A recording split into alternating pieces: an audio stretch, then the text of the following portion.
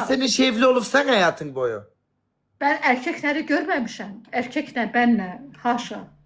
Neden hiç yaşın var? 30. Ay bir sever bir sen. Kız uşaksınız. Zeynep ikiniz. Evet ben kız çocuğu. Ben erkekle bilmem. Ataran kız uşağıda. Galaksi tüneline dönmüşsen. Mənə bak kız ne dersen hiç mi evlen? Ben değiller evlenirsen. Yalan konuşuyorlar inanma. Az 30 yaşın neter var senin? 40'da 30'du. 40 30 andıra kalsın. 40 yaşım. Ya, İki tane, az bak. iki tane de kızın varıymış. Bak sana şahsiyet vəsiqəmi gönderirler. Bir kızı iki kız. Ve kızın anı. Yalan diyorlar. Benim evladım yok. Kızın anı. Ay, yalan diyorlar. Kızım evladım yok.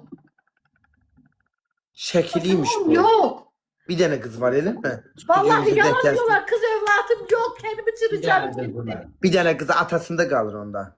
Allahu Ekber. Benim Adı da kız mənə bak. Kızın harda kalır? Ağaz yalan diyorlar. Kızım evladım yok. Ham yazır adı da Meryem'di. Ah Allah'ım. Kız 47 yaşın var. Müjgan geçe kalmışsın ama. 70 yaşım var andıra kalsın. Hadi yalan diyorlar. Murtaşılar. Kız niye kızın varsa var. Niye utanırsan kızının var Ay olmadığını? balam kızım varsa diyerem kızım var. Niye yalan danışım? Az yok Yani diye kızın var. Ne var burada? Utanma ne var? Dünün kızım vardı. Gel Burada. de koy ne söhbəti. Tamam, Rahmi Ay, Daraxtın balam, işi kızım yok, bəsdir. yalan deyirlər.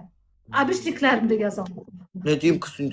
Yaxşım. Kız bana bak Müjgan eğer lazım olsa psikiyatride tanıdığım var.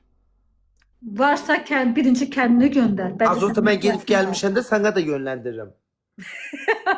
Benim ihtiyacım yoktur. Vallahi Senin var bacım. daha Benden çok- daha çok ihtiyacın var. Lazım olsa yönlendiririm tanıdığım unuttuğum var. Git oraya kız derman durman da yazarlar. Biraz özüne Vallahi gel bak. ihtiyacım yoktur. Her şey yaxşıdır. Yok şu ömrüm. Öpürəm sen özüne bak yaxşı bak. Çok sağ ol Belizar. Sağ ol, Teşekkür gözüm. ederim. O gün Sağ ol. ərzində Müjgan dip divarı Sağ ol qucaqlaşdın. canım benim. Sağ Qucaqladığın ol. üçün. Sağ ol ömrüm. Müjgan dip divarı qucaqladığın üçün mən də sənin Sağ psixiatra ol ihtiyacım canım var. benim. Senin de var. İnşallah ki qarşılığını alarsan. Allah'ın cezası. Senin delikanlıya ihtiyacın var. Defol git buradan. Vallahi- Hadi oradan. Sen daha çok delikanlıya ihtiyacın var. Sevgisi. Bak tepe saçından yolacağım indi. Benim yine psikoloğa sen delikanlıya ihtiyacın var. Bir nömrə psikiyatrik xəstəxanasına git yazıl.